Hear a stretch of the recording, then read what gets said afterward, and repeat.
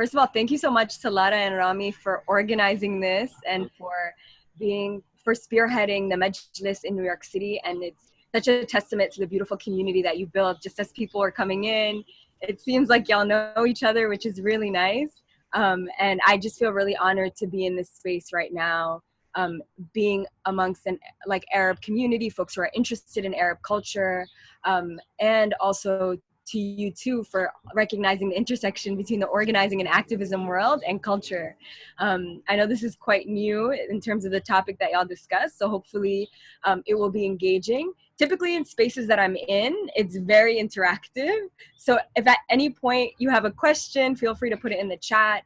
And I do want to leave as much time as possible for us to be in conversation and discussion, as I know that some of the conversations and some of the topics that I will be highlighting are quite heavy and emotionally relevant to our current context. And so I just want to surface that. And I also want to say, if anyone at any point wants to take a step back and rejoin, you could also do that as well, given kind of the theme of the conversation.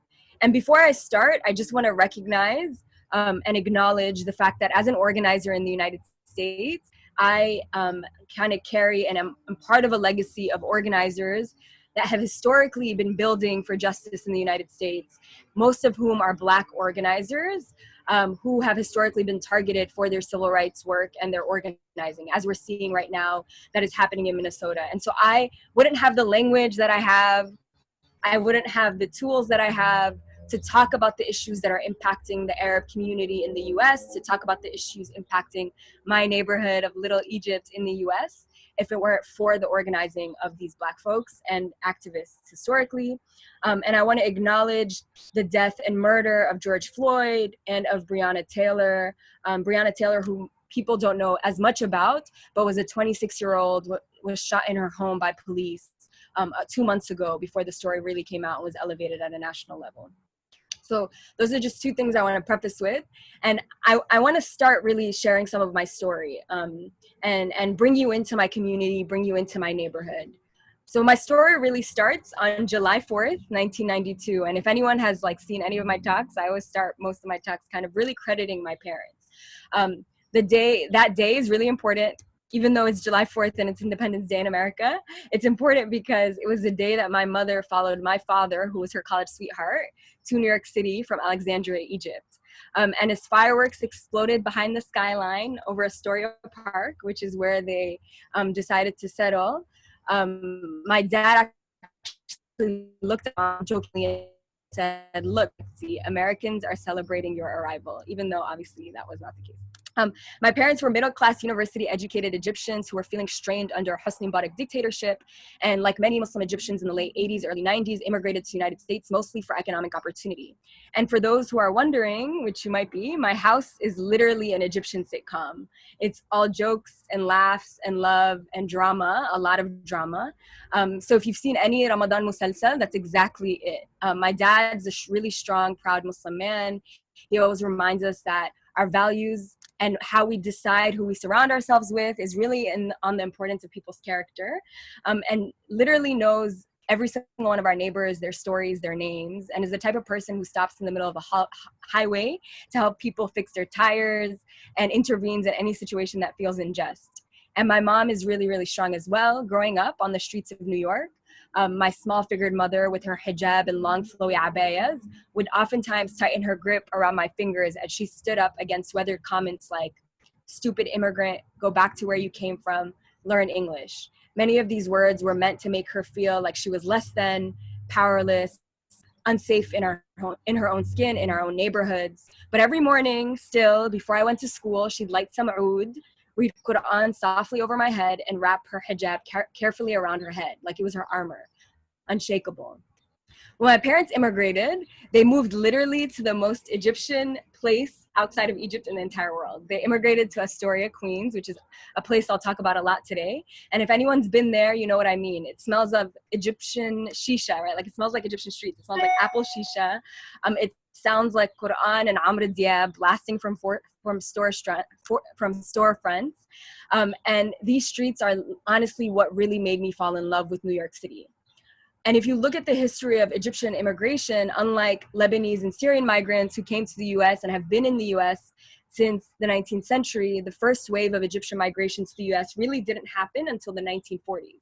And it started when a lot of the Coptic and non-native Christians from Egypt around this time felt threatened by a rising wave of Arab nationalism that didn't feel like it aligned with their identity as Egyptians, but also threatened their ability to feel safe in Egypt. And but at the same time, if we look at the history of Astoria, our history in Astoria actually stretches all the way back to the 1960s. And the first wave of migrants to Astoria were Lebanese, and then Egyptians, after kind of liberation from British colonization, after the rise of Arab nationalism and populist politics that threatened a lot of the elite in Egypt, we saw another 15,000 Egyptians immigrate to the United States, many of whom were very highly educated, and had the opportunity to use their degrees and continue their education upon arrival. And many of the Egyptians who had immigrated were actually folks who fled because they weren't appreciative of the socialist-leaning regimes that came with the rise in Gamal Abdel Nasser's politics. If anyone's familiar with that time, right? It was very much for the people, thinking about redistribution of land and things of this sort. So these are people who are escaping that. The second wave of migration, which is really a migration that happened as a result of change in migration policy after decades-long civil rights and migrant rights struggle that opened the door to non-elite and non-Western European migrants, which before 1965, they were banned, right? So only Western European migrants were allowed into the United States after 1925, or the elite who had the currency and capital to access the United States. We saw that Egyptians, even though they never really wanted to come to the US, they had originally migrated to Arab countries. We saw in the 1990s with the Iraq War, the Gulf War, we saw with deteriorating relationships with Gaddafi, a lot of Egyptians were forced to not immigrate to some of these Arab countries, but actually look for other places to immigrate. And many of these people were working class or middle class, similar to my family. And it started a new wave of migration that took place in the 1990s. And this is where you really see the robust migrant community in Astoria that we see today in the late 1980s, early 1990s, that mostly became who we know as today's cab drivers, halal truck owners, and the people who manage the halal trucks that you get your very delicious halal food from, and the people who manage many of the shops in Little Egypt. And many of them are like my father also, who was also a cab driver and also ran a small halal meat shop off Broadway in Astoria as I was growing up. And I do encourage folks, like, if you have commentary, anything resonates with you, or if you have any questions, feel free to put it in the chat. And even though in Astoria we call it Little Egypt, the reality is it's not just Egyptian. We have folks from across the North African region, so a lot of Moroccans, Tunisians, Algerians, and actually Yemenis who are on that street and in this neighborhood. And recently we're seeing a lot of Afghans and Bangladeshi members of our community also come into this neighborhood because of access to halal food and as well as access to mosque communities. And because we kind of all grew up in these working class, low income conditions, community was really essential. And really holding on to our Arab identity was essential. So I grew up in a household where Al Jazeera literally was on the TV all the time, where black and white Egyptian movies were always playing. We ate Egyptian food. I spoke Arabic like mostly all the time because our parents didn't really speak in English very well, or in our mosque spaces, we had to communicate in Arabic.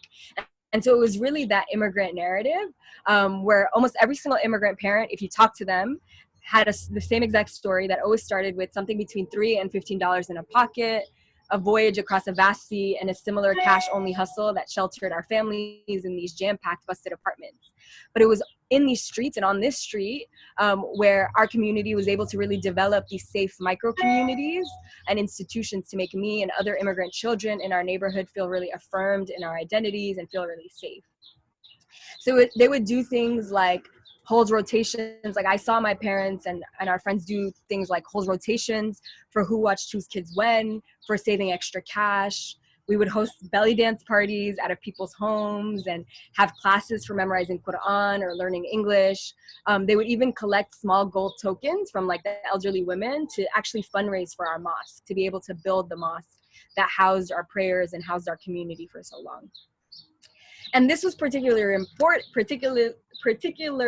important because in a post 9/11 context, which was the context that really activated me as an organizer and connected me to a lot of the movement work that I am now plugged into, it was very difficult for us in Astoria, Queens, because of the police violence and the police brutality that our community experienced. Overnight, there was a ton of fathers who were disappeared from our community, who were deported, who were detained, who were interrogated and questioned arbitrarily because of their affiliations or the way they were dressed or how they prayed. And we saw a decade-long program that was rolled out by the New York Police Department. At the time, you know, I was 8 years old. I didn't really understand what was going on, but what the city dropped and created was something called the Demographics Unit, which was a secret squad of plainclothes police officers who would literally sit in shisha lounges in Steinway and spy on the folks who ran these businesses and the people who came in, and just to listen to what they were saying.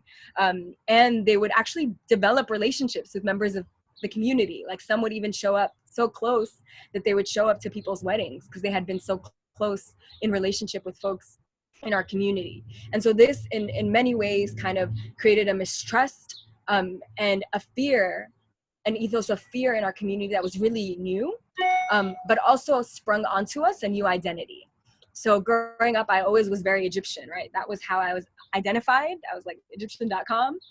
After 9/11, I was Muslim.com, right? The only way people saw us was really through a Muslim identity lens. And actually, it was only very recently in my adult life that I began to rediscover and think through my Arab identity as an identity that I really wanted to engage with politically. Before then, the most political and salient identity for me was being a working class person, being a woman of color, being Muslim, because those are the things that people saw. These are the folks that I aligned with, and those are the folks that I organized with. But it was clear that Rami said this earlier, it wasn't just the Muslim community that was being impacted. In fact, Arab Christians were also impacted. In fact, Sikh Indians were also targeted because the government doesn't understand the difference between a Sikh person and a Muslim person, which is really problematic. But this kind of was the reality. And the moment that really kind of flung me into a lot of the work that I do and kind of helped me start this organization, which is Malikah, which I talk about a lot and is the root of kind of what I love to do and the work that I'm deeply passionate about, is actually a moment that happened to me when I was 15. So even though like in the context of all of this, like it was a really difficult time for Muslims and working class people in general, I still decided that I was going to wear my hijab because of kind of this strong North African community swag that I was a part of. And in wearing my hijab, was unfortunately a victim to a hate-based attack where I was assaulted walking down the streets in New York City by a man who tried to take off my hijab. And that was a really vulnerable moment for me, because for the first time I felt really unsafe in my own skin, and really wanted and started to think about what does it mean for us to think about community safety and community security outside of state-sanctioned institutions and state-sanctioned violence. And so that's kind of how Malikah was started. It started as an organization where I was dedicated to thinking about how do I create safety for myself. At the time, I had been doing karate since I was 7 years old. My sensei was Egyptian and had trained in Egypt, which is kind of a fun fact. And began to teach girls in my neighborhood karate, self-defense, and from that was able to also create space for not only to teach karate and self-defense, but also to think about my identity and unpack my identity in various ways, which became our healing justice curriculum. And since then, we've been able to develop a train the trainer model, which has allowed us to reach over 20,000 women across the globe in the past 10 years in over 20 countries, where we train women in self-defense, we do healing justice work, we do organizing training, and we do financial literacy training, thinking about the intersection of gender and race-based violence, which is a huge challenge and issue that continues to face many people, many communities of color.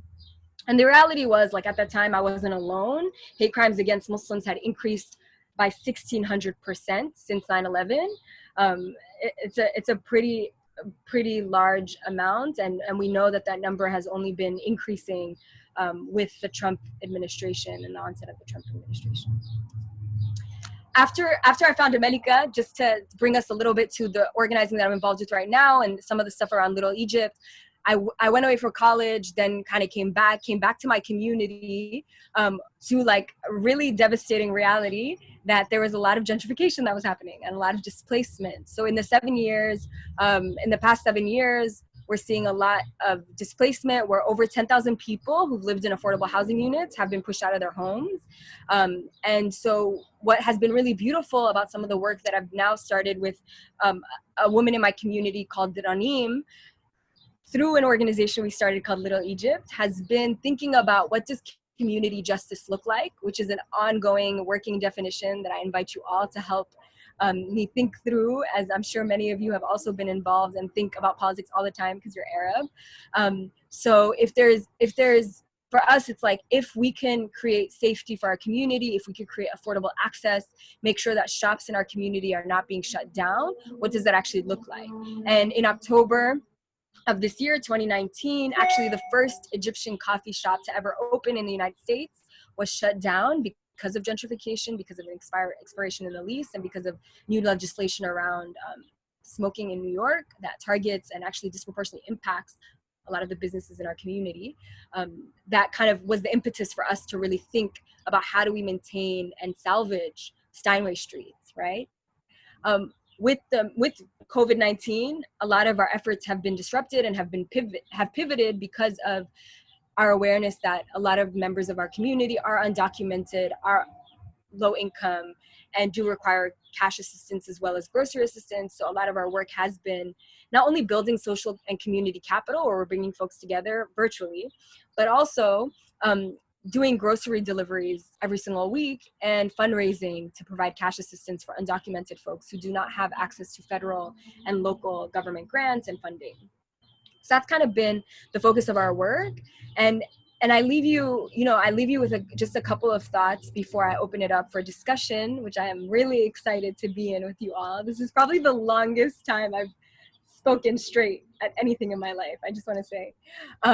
So the last things that I'll leave you with is that as an organizer, as folks who are organizing for the Arab community, for the North African community, we're very much aware that there is an interconnectedness in terms of the liberation of our community here in Astoria, communities of color across the US, and then also communities across the globe, right?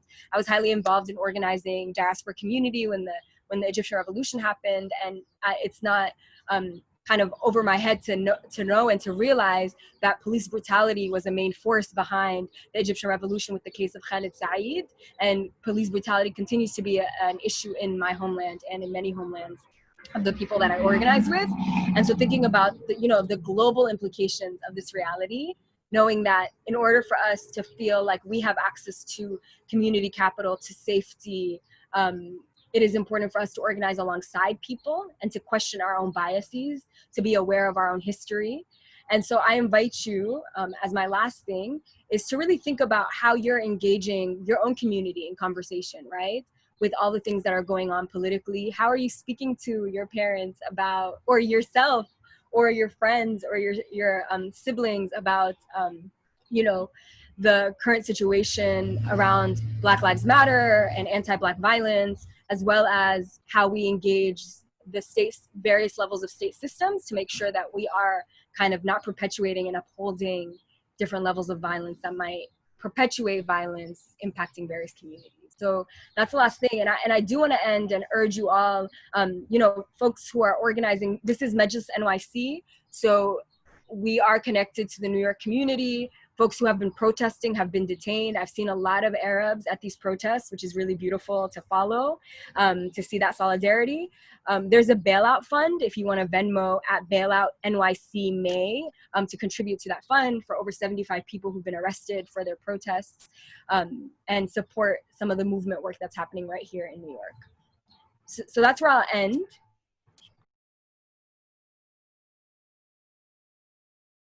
Yeah. For sure. I think that's really important. I really appreciate that question, Lara. So the first thing that I would start with is just recognizing that, especially with the census movement, right, where we're thinking about what racial categorization does Arab go under, right? And there's a lot of conversation, right? Are we really white? And I think to be able to think about the question of how do we make sure that we're not perpetuating inter-ethnic racism, right, is to also realize that Arabs are a multiracial group, right, a multiracial category. Egyptians are multiracial. If you go to Upper Egypt, right, people are Black in the context of the United States. If you go to many parts of Egypt, people are Black in the context of the United States. And that's relevant here to the United States because the first person to actually try to challenge the North Africa and the Southwest Asian categorization on the census was a Black Egyptian in New Jersey who sued New York, sued his state and the country for being forced to identify as white on these documents. And so recognizing how do we uplift Black Arab voices, how do we center Black Arab voices to talk through what are the challenges that they face and continue to share the content as they're talking about these challenges is really important. That's the first thing, right? So I think I can speak as an ally, but I cannot speak from the experience, right, of a Black Arab who are the folks who experience the most violence in our community. The second thing that I would say is knowing our history is really important.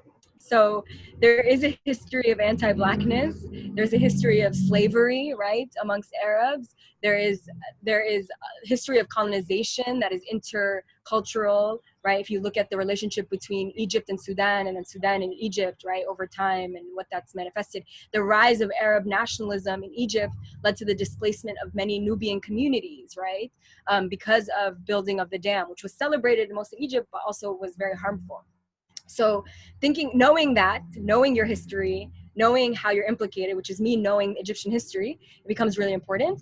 And then the third thing is when thinking about how we enter spaces, right, and how we show up in solidarity is very valid as well. And so and very significant as well for us to do this fight. So what do we speak up about? What do we uplift? What do we tend to ignore? How do we think about how we're showing up as a community, as organizations? Are we posting about these things as organizations, as institutions? Are we talking about these things as organizations, as institutions, to be a force for justice? And I think we're actually really well positioned to connect a lot of what's happening in the U.S.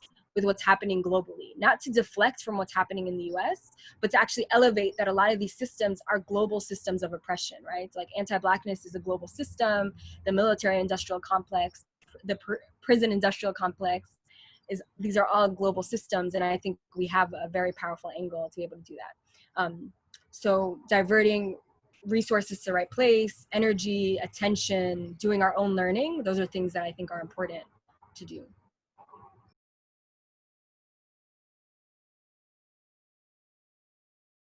Thank you so much, Enes. And thanks for going to Steinway. I'm really glad you got to go. That's like my number one goal is to take everyone to Steinway. So yes, there are efforts to do inter or cross-borough organizing.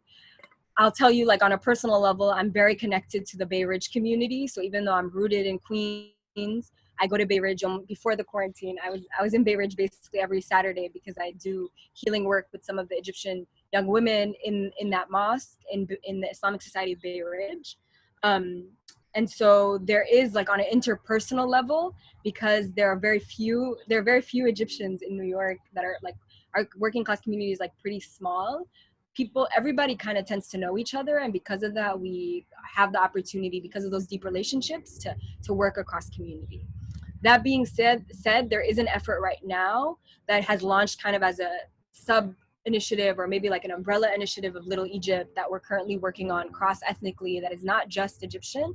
We're calling it like the Southwest Asian North African Progressives. And that's an effort to think about, what does it look like to have an Arab voting bloc in New York, right? What does it look like to be able to go, now that there's a mayoral campaign that's coming up, an election coming up, to be able to say, here are the needs and here are the priorities of an Arab community in New York City, with a progressive lens.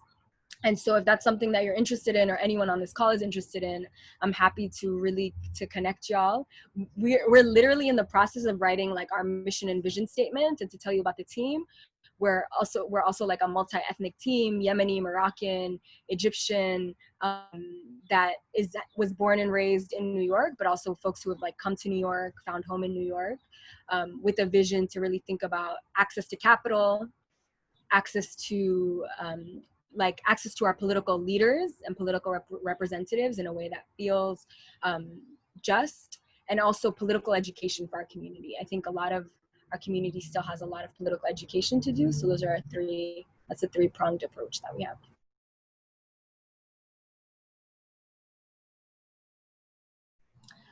Thank you for asking me the 3 hardest questions in the history of womankind. I really appreciate your service to this community. No, I'm just joking. So yeah, the first question about how I came to this activism, I tried to highlight it a little bit in my story, and I could like kind of tease onto that a little bit more. I actually, when I think about like the earliest moments of like radicalization in my childhood, they're actually deeply rooted in Palestinian liberation, which is like something I never had the opportunity to talk about. And I'm really grateful for this space to be able to talk about that. Like, I just remember watching news clips as a young girl of like Muhammad al-Durra. I don't know if folks remember that. I mean, I'm sure, right? And just being like really like feeling like a real sense of connectedness, right? As like someone who is Arab identifying, like watching that. And then also a deep sense of like injustice, right? I was probably like, maybe, I don't know, maybe like 7 or something at the time. I feel like I don't know math well right now, but I was very young and it was very much activated in me. So that's that, like knowing like what's happening in the Middle East and North Africa, being aware of kind of like the history of violence. That was very much like a topic of constant conversation in my household. Like my parents were always kind of, how do we connect back? Like what's our role, etc. That, and then also just experiencing that sense of oppression on a personal level. Like I said, like even before 9/11, in a low income community, right, police presence is there. To go into my middle school, I had to go through metal detectors literally every morning to get into my middle school. So even though at that time I didn't think of, oh, this is grave injustice, like it does something to you when you're aware of that difference. In terms of like access and opportunity, and you're like constantly being hit by the reality of like police involvement, right? So I think that's really what triggered that. I would say that the like real kind of mountain, right, where I went from I'm gonna study pre-med like every immigrant child to I'm actually gonna study political science, was the Egyptian Revolution and the revolutions that happened across North Africa and the Middle East.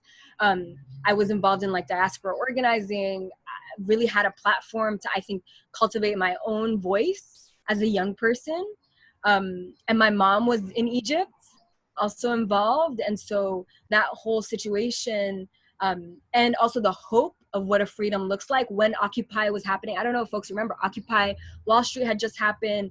There was a lot of organizing around Troy Davis, who was a Black man who was executed by the state of Georgia unjustly without any proof of the crime that they were saying he had committed. So I was like maybe 16, 17 at that time, and all that was happening.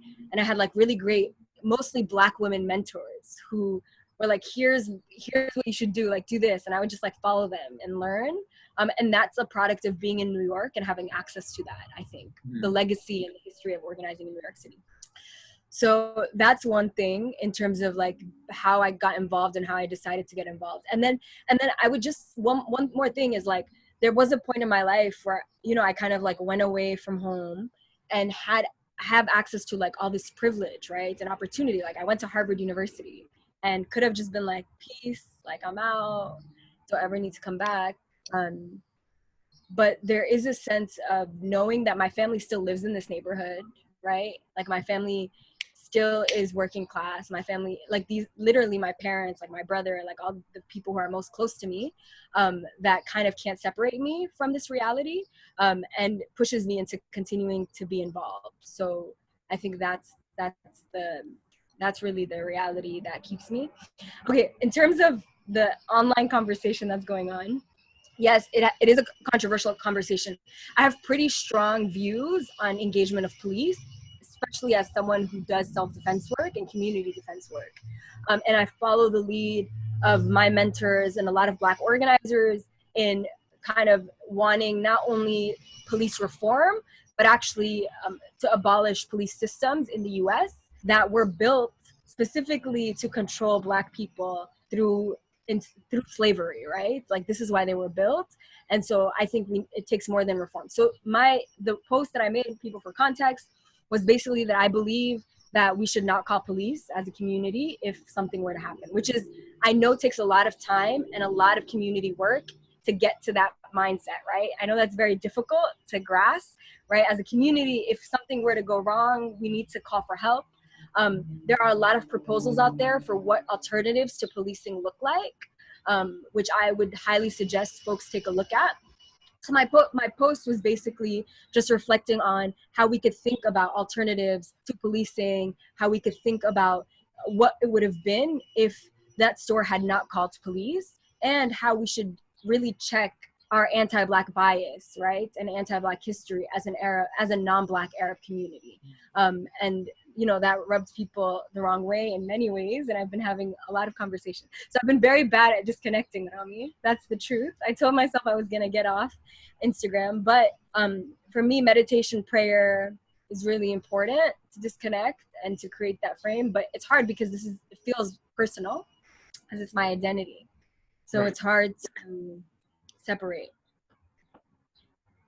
I'll get better, inshallah. Pray for me.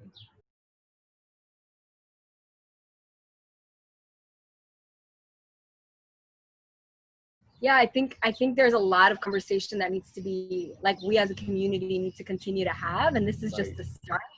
Like, when I look at the ways in which, for example, and it depends, some folks on this call might identify as Asian, as like Southwest Asia, but I look at the Asian community in general, right, like East Asian, South Asian, and I feel like they're much more ahead in terms of engagement on racial politics in their own communities, or the Latinx community, right?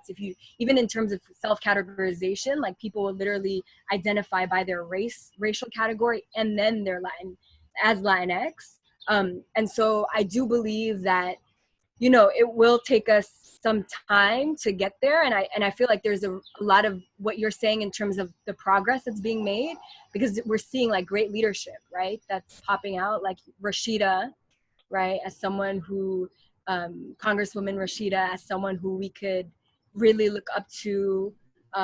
We're seeing folks like Linda, right, who've been doing this work for a long time, who's now in Minnesota, speaking to folks on the ground, standing by Tamika.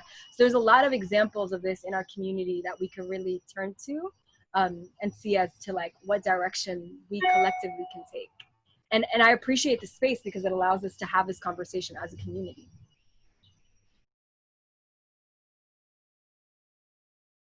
So culturally, yes, I do believe so. A huge part of, like, my own organizing philosophy and Malikah's organizing philosophy is this point on healing, and just, like, really understanding and thinking about identity and identity formation, right? And for me, culture and what y'all are doing, Rami and Lara and everyone else who's involved in organizing this, part of identity formation is, like, really being aware of what your identity is, and being aware of what your story is, being aware of what elements of your culture are that you feel pride in and you could elevate, and you could really love. And I think, if you look at the ways in which oppression has kind of revolved or evolved in different contexts, especially in the Arab world, if you look at the case of Palestine, for example, what do people go for first? They try to eliminate and erase the culture, right? They try to eliminate, or they try to appropriate the culture. And so, and I see that in Egypt as well, in terms of what is our traditional dress, what is our traditional culture, what is Egyptianness, and that's what I'm trying to explore, and that's what part of Little Egypt is, right? And that's such a key part to building community relationship and building community pride and building identity formation, is having something to hold on to. And that's why when we have, like, events for Little Egypt, we always want to be able to center joy and center celebration, center music, center our rich cultural heritage, so that people can feel like they're connected to something bigger, right? And that they want to fight for whatever it is bigger than them and is part of their community. And so that for me is what that's about. And it's about, like, us really learning what our narrative is, and writing that narrative as well, through music, through art, through storytelling.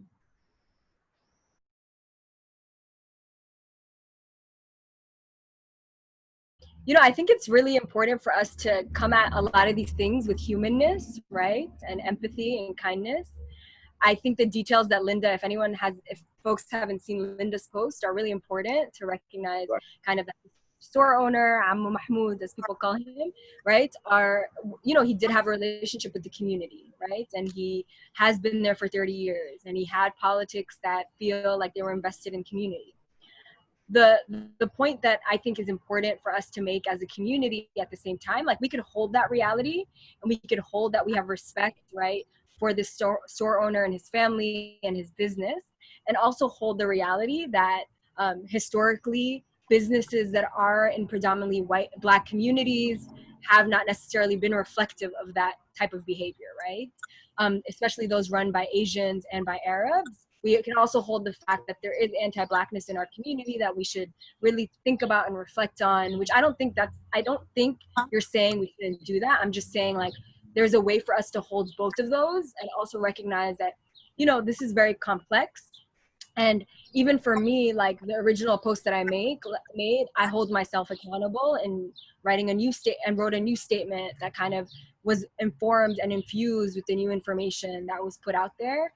And I don't think any of our politics are going to be 100% perfect. I think they're 100% evolving. And I think we need to create space for that evolution to happen and for growth to happen, especially as a community that I think we haven't had these conversations in a frequency as other communities have, right? So that's the one thing that I'll add to what you're saying, is just also holding the reality of how our community is, oftentimes confronts and deals with anti-Blackness, and not to absolve ourselves 100%, right?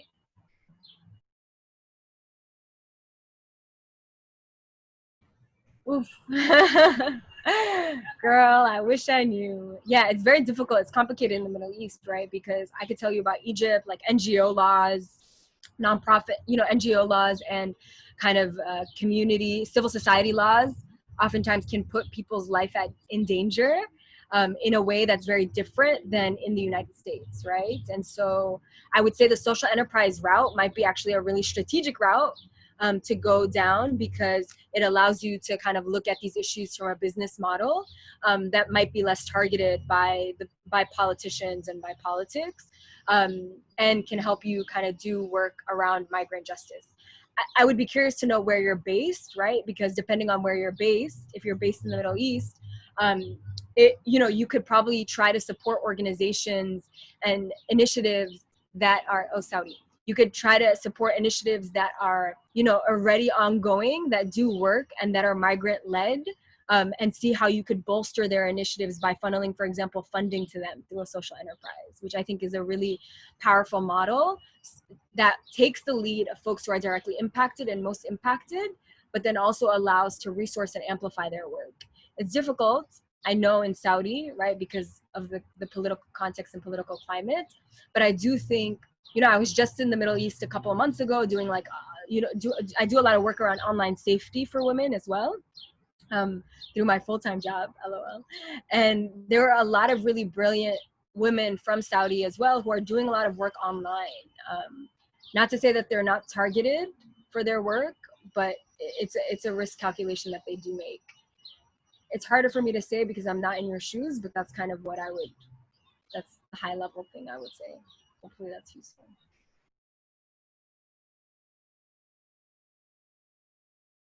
So yeah, so I think like on the N word, I'll just say that is a huge issue. Like even in my neighborhood, I think especially folks who grow up in working class communities, especially for Egyptians, right? Because Egyptians will be like, well, I got some Black in me, and you're like, but you're not Black. And so I think that's definitely an example of the work that our community needs to be doing in terms of our language, and the ways in which we need to be more mindful about our own biases on a regular basis through language. I think so. I've been doing also a lot of census work, and And, you know, the MENA categorization is something that is important and it's something that we should continue to push for. And I think we would have been a little bit more successful if we didn't have this current administration. And so I do think that organizing, especially by folks in California who've been very active in this space, they have a movement called Check It Right, You Ain't White, that, you know, can give us that political representation that we need. And I'll just highlight why that's important from a COVID perspective, is even in being able to count how many folks from our community, the way in which they're dying because of COVID, we're not able to, right? Because they're checking white. And so now I can't tell you how MENA folks are impacted by anything, because the way the categorization goes blurs it into a white category. And so how can I tell you about public health outcomes? How could I tell you about class? How could I do research that is, and then inform policy for a community if I can't have a data story about my community? And so it is something that we need to continue to work on and push on.